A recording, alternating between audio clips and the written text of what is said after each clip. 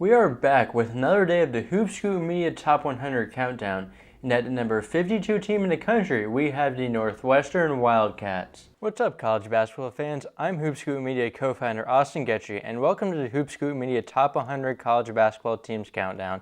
In this series, we'll be counting down our top 100 teams for next season and releasing a video every day until the college basketball season begins. If you enjoy this content, please subscribe to our YouTube channel and give our social medias a follow. Simple things like that help more college basketball fans like you enjoy our content.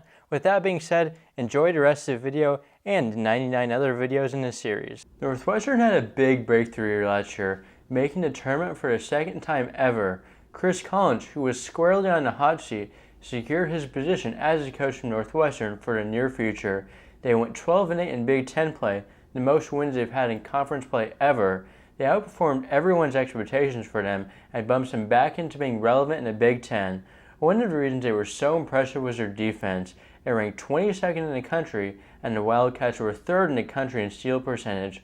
With higher expectations now, Collins still has some work to do to prove this wasn't just a fluke. However, he will have to win without some notable players, including Chase Adij, who started his pro career. He was a big part of why the Wildcats were so good in defense, as he took home the Big Ten Defensive Player of the Year award. He was inefficient on offense, but was still a guy who could get buckets, although that side should be easier to replace. Forward Robbie Barron, who started every game, transferred to Virginia Tech. Backup guard Julian Roper transferred to Notre Dame, and backup big Titus Verhoeven exhausted his eligibility. The Wildcats still have their main source of offense back, an all-conference guard Boo Buie.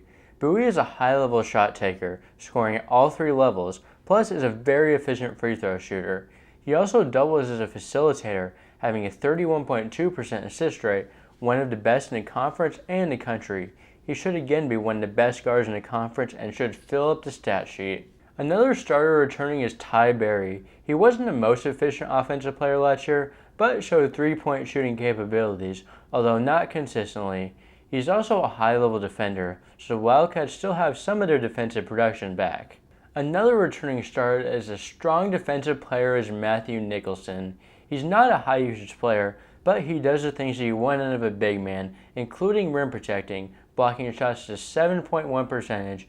He's also an efficient inside scorer and decent rebounder. Brooks Barnhizer is another returning player and one who could make a big jump.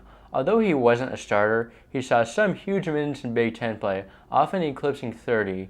He was a good scorer in Big Ten play, shooting efficiently from all 3 levels. 7 out of his last 8 games he was in double digits, and that should continue with a bigger role. Northwestern also brought in a 3-person transfer class. One of those transfers is Ryan Langborg, who played in the Princeton Sweet 16 team. He came up big in the tournament, scoring 22 and 26 points in his final 2 games. He's an effective scorer and should be able to fit in well next to Bowie in the backcourt.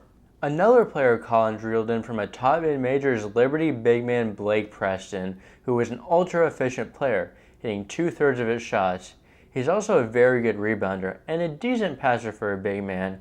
While he's not a super flashy portal name, he will be a very valuable backup big man. The last transfer Northwestern took was Denver wing Justin Mullins. He had a decent freshman season, averaging nearly 10 points per game, and is a skilled inside scorer.